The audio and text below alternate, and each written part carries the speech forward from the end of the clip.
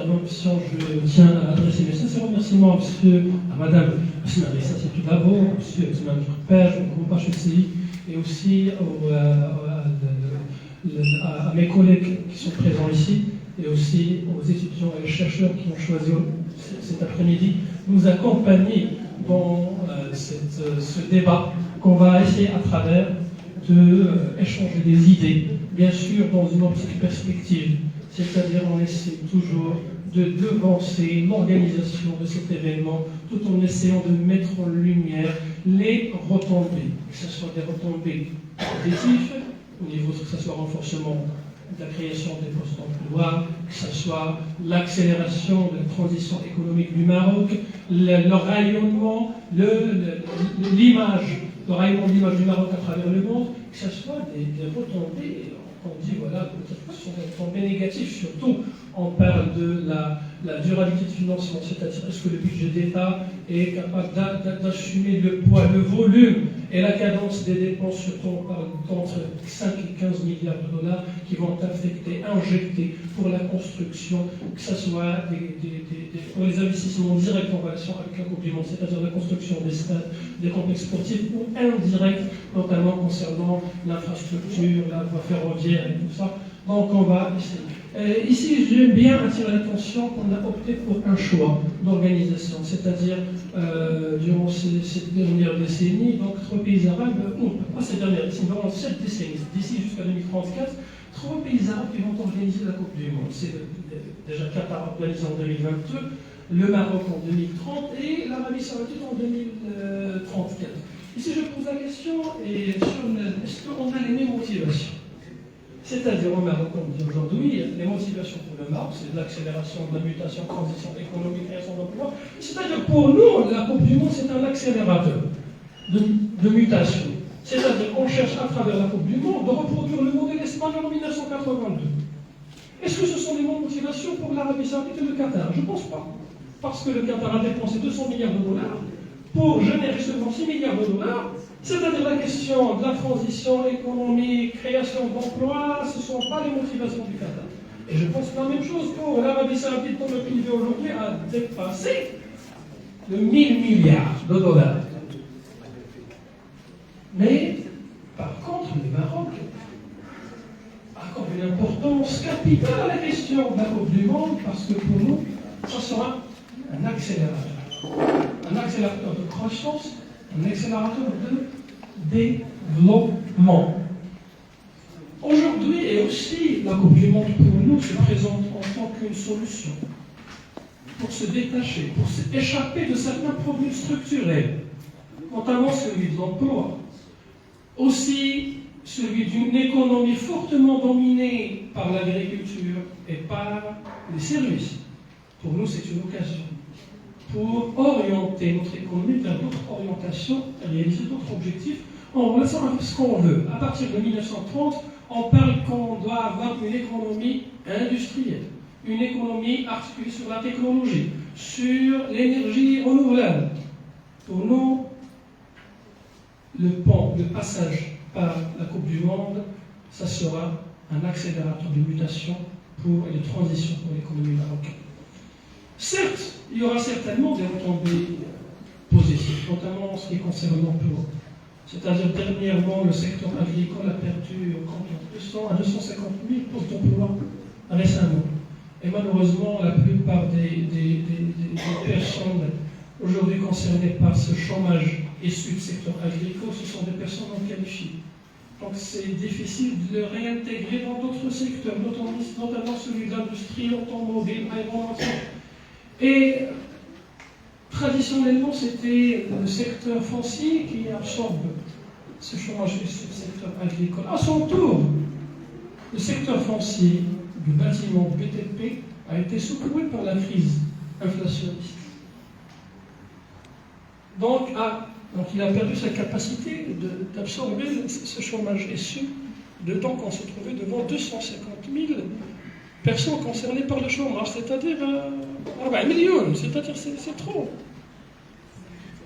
Donc voilà pour nous les chantiers qui vont être lancés par la Coupe du Monde pourront faire ce jeu, c'est-à-dire pourront absorber une partie du chômage.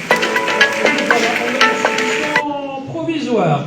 Parce que la construction, ça durera jusqu'à 2030 et après on doit réfléchir à notre modèle économique, à d'autres solutions. C'est-à-dire la question se pose, est-ce qu'on a déjà un plan, une stratégie de l'après-mondial? Non, je ne le pense pas aujourd'hui, parce qu'on a déjà, on pense seulement à ce qu'on va faire d'ici 2030, construire parce qu'ici on ne veut pas reproduire d'autres mauvais exemples, notamment celui de la Grèce en 2004. Vous vous souvenez déjà, la Grèce en 2004 a organisé les Jeux Olympiques. Et juste après les Jeux Olympiques, Athènes se trouvait incapable de générer du bénéfice des constructions et des investissements qui ont été orientés vers l'organisation des Jeux Olympiques. Donc c'est ce qui a coûté vraiment une perte énorme pour l'économie de ce pays et qui a fait plonger la Grèce dans une crise sans précédent, qui a nécessité une intervention de l'Allemagne, vous vous souvenez déjà de ça, une intervention de l'Union européenne qui a injecté des milliards et des milliards de dollars pour sauver la Grèce. Et la Grèce, jusqu'à aujourd'hui, souffre des problèmes, pas seulement à cause de l'organisation des Jeux Olympiques, mais ce sont des problèmes en relation avec le modèle économique choisi par la Grèce, mais que l'organisation des dits Jeux, ils ont accentué, ils ont aggravé la situation économique et le déficit financier de la Grèce. Un autre modèle, c'est le modèle brésilien, le modèle américain en 1994, le modèle allemand en 2006, en 2010, je pense, 2010.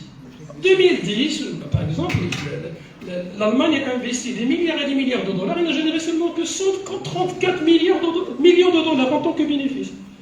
C'est-à-dire qu'il faut avoir devant nous ces exemples, mais aussi des exemples réussis comme celui de l'Espagne, parce que c'est la Russie aussi, 2014 ou 2018. L'Espagne, c'est un modèle, je pense, prometteur pour nous. Et aujourd'hui, parce que cette organisation conjointe avec l'Espagne, ça nous donne un espoir. Parce qu'on a déjà l'expérience espagnole, elle est là. Et les Espagnols, ce sont aujourd'hui nos partenaires, pas seulement au niveau de l'organisation du mondial, mais aussi c'est notre premier partenaire économique, c'est notre voisin géographique. Et aujourd'hui, on parle d'un certain alignement, même politique, avec le Maroc. Donc voilà, on a devant nous un exemple prometteur, celui de l'Espagne, qui a réussi à organiser la Coupe du Monde 1982 et aussi les Jeux Olympiques Barcelone 1994. Et je pense que c'est grâce à ces deux événements que l'Espagne a accéléré sa transition économique et a intégré l'Union européenne à partir de 1986. Et c'est ce que le Maroc essaie de faire et de reproduire. Tout d'abord, on a choisi deux choix d'organisation conjointe avec d'autres pays pour minimiser la facture. Donc on a seulement à payer 15 milliards de dollars au lieu de payer 30 ou 40 milliards de dollars et assumer le poids écrasant de ce budget sur le budget de l'État, parce qu'on a seulement aujourd'hui combien de PIB? Le chiffre du PIB aujourd'hui, on est à 140 milliards de dollars, oui. 140 milliards de dollars. Si je vais le comparer avec l'Arabie Saoudite, 1000 milliards de dollars, vraiment c'est vertigineux. Donc vraiment, tout d'abord, on a fait un bon choix de s'aligner avec le Portugal, avec l'Espagne, donc on va minimiser les coûts, et en même temps, on va profiter de l'expérience de nos voisins pour... Dans 2 minutes, merci. Voilà, donc voilà, il faut toujours accorder l'intention tout d'abord, bien sûr, en retombées positives, parce qu'il y aura certainement des retombées positives, mais à court terme. Mais toujours, il faut réfléchir avant demain, la Coupe mondiale. Qu'est-ce qu'on va faire? On aura certes des stades, des complexes sportifs, des complexes hôteliers, des autoroutes, un chemin, un réseau ferroviaire moderne. Qu'est-ce qu'on va faire avec ça? C'est ça la question. Mais pour moi, qu'est-ce qu'on va faire? D'ici 2030, je pense qu'on a déjà une idée. Donc j'aimerais bien que les réflexions vont aller au-delà de l'organisation de la Coupe du Monde.